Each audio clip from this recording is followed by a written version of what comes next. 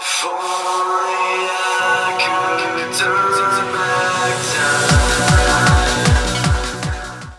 What's going on YouTube? It's Mike Nice coming to you with this Call of Duty Modern Warfare first video on the channel. And I know it's been 4 or 5 days since the game came out. You know, people have plenty of videos out online and whatnot, and people are probably in the I don't know what level people are on. You know, I've been playing since the game came out, but at that time I felt almost how everybody else felt about the game, about certain issues about the game, and I think it's playing more, experience more, learning the maps, learning the flow of the maps, because the flow on these maps are pretty chaotic. They're pretty it's almost like they're not too similar to many other Call of Duties in the series. But I got a groove. I started getting things going, started learning where people wanted to be, where, the best spots to have advantages. So even if people do see you, you have a great point of aim, and whatnot. And I've just been, I don't want to say loving it, because as I will say in this, later on in this video, there are some problems. There are definitely some problems. Easily fixable. Easily fixable. That's why I'm very high on this game right now. Easily fixable problems that can be almost fixed with a patch. Almost. So let's just dive into it. And the first day, I was like, I don't even know. This is a different game. This is a different game. Like, from the beta, the first couple of days, obviously, or the first day in general, no mini map. What did I say? Wow, that's a weird tongue twister. No mini map. People camping, people hiding in corners with claymores. Everybody has gone over it ad nauseum. Everybody knows the problems that were going on, and it was very hard to play. And then they added the mini map, and people started learning the maps, and it got really fun really fast. And I couldn't get off the game. I wanted to play every day. I wanted to log on every day. I wanted to, raise my gun levels, get new kill streaks, get new, learn new maps. Even though there was only 4 on there, or 3 or so. And that repetition of learning the maps and stuff like that made the game so much more enjoyable. And as I was going to talk about maybe later, I wanted to talk about the positive first. Which actually, no, I will do. I will talk about the positive first, because there really isn't any. There's only a couple things that are bad, and everybody knows what they are. You know what I mean? Everybody in the community is talking about it. There's no point in me going over it. It really isn't. Everybody knows the problems that everybody is kind of facing at the moment. But this game, this Call of Duty, I feel like is so close to perfection in my eyes. I genuinely feel that way. I feel that the maps are, strangely enough to say, are perfect for this game. They're perfect for what they intended this game to be. And I think, I can't fault them for that. This is their vision. This is what they wanted. And it turned out great, except for the maps. Like, you know what I mean? Like, the vision that they have for this game is very clear. It's very crystal clear what they want to do with this game. And not only is it crystal clear, as I was saying, the maps really are perfect for the way this game plays and the way they want you to play in this game. And that right there is the problem. That lies the problem right there. Even though these maps are perfect for this game, let's just call a spade a spade. No one likes these maps. No one likes these maps at all. But, whatever. I'll talk about that in a little bit.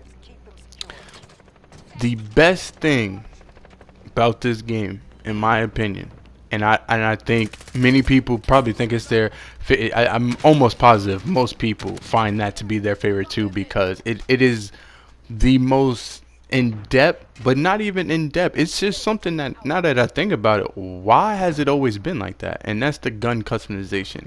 Being able to put a certain amount of perks on your gun and it not hinder any other aspect of your character's ability to bring grenades, perks, and things like that is perfect. That and it's funny to say it, but it seems, you know, that now that would might be the norm. Most Call of Duties might try to take that as, you know, their, put it in their games and have it so, you know, that's the standard now. But you know, I don't think, you know, I would go to an army veteran, go to, you know, someone in the military, go to a quote unquote special ops, you know, person, someone that is, you know, highly up there and doing all sorts of nefarious, deceiving things for the government. But if I go up to that person, you know what I mean, and I talked to them about their missions and whatnot, and then I asked them, hey, you know, what kind of sight you like on your gun? They're like, yeah, I like this type of sight. And I'm like, oh, like when you put on that sight, like, does that mean you can't carry a grenade? And they'll probably look at me like I'm like literally retarded. Like, because when you really think about it, does that make sense? Like, what is on my gun affects what I can. I understand it is weight, you know what I mean? It is extra weight. But if I have a elite soldier, I expect to be able to carry a grip and a grenade. Like, I expect to be able to carry both of them and not have any penalty. I don't think that person would be like, oh damn, this grip is really weighing me down right now. Like, that is a it's perfect, but it's simple. It's simple. That's a simple thing that they put in the game that it brightens the game up. You know what I mean? It puts on a new outlook on how the game feels, and then you know, slash that, adding on to that, the gun customization and being able to edit your loadouts mid-match. I would be surprised if no other Call of Duty game, Treyarch, Sledgehammer, if they do not have that also, because that is also, I mean, that is a little less realistic. Obviously, you're not going to just pull a fucking rocket launcher out your ass or something like that. You know what I mean? Or whatever you spawn with before. You're not going to just magically have something different. That I get. That is a little less realistic, but it is perfect. There is so many times, and I don't even do it that much, honestly. But there are so many times where you can get sniped from 90 miles away, and then you can switch your class and put on a sniper yourself. Or not switch your class, edit your class and put a sniper yourself. Maybe you take off EOD and then put overkill for that class and then put on a sniper. Go get that sniper, and then let's say you die and then you take off the overkill and put EOD back on. Like that's such a great way of having players really engage in what's happening on the map in the game.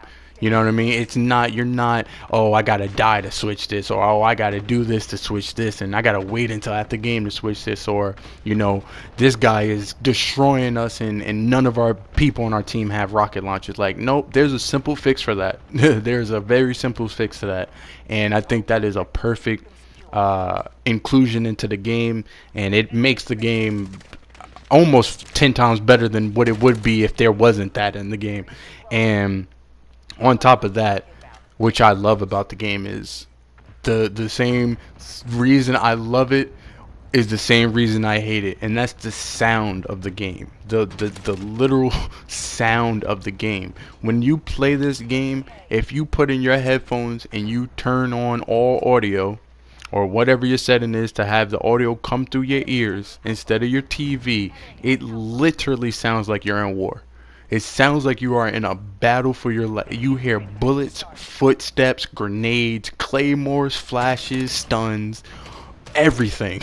You hear everything from 20 miles away, 15 yards away, 5 feet away. Everything is literally like it's happening right next to your face. And the reason I hate it is because it is draining. It is mentally taxing, I feel, out to hear all of those things happening at one time. It is like the craziest thing, but it is so precise. It is so, you know, finely tuned that I can't, you know, I can't be mad at that. That is a great job they did with the sound. It's a beautiful job they done with all of that. And speaking of sound, and this is going towards the bad, because the video is about to wrap up, And I'm not even going to talk about the maps because we all know about the maps. We understand that these maps just aren't Call of Duty. Like, you know what I mean? Like there have always been maps in Call of Duty that has buildings and tunnels and like corners and places you can hide, things like that. But it's never been like this, and I feel like the flow of the game is often irregular. It's not how a Call of Duty game flows or a Call of Duty map flows usually. There is usually places people go and places where you'll find a person or a person runs around, try to flank. You know that they go that way and you could flank this way. On this game, a person can be somewhere where you literally won't think they are. You literally won't think they are. But whatever. The sound in this game is so intense that I think it is maybe necessary to have dead silence as a perk instead of a fill upgrade, which is what I have, and it is amazing because it is necessary. And even this is before the patch that came out, supposedly whenever the patch is supposed to come out, that fix it, because even with dead silence people can hear your footsteps loud as hell, but it's a little less than if you didn't have it. And then the speed boost that you get feels perfect. And I think that should be a perk because it seems like it's a necessity to have, you know what I'm saying? But also I would think they would need a counter, maybe like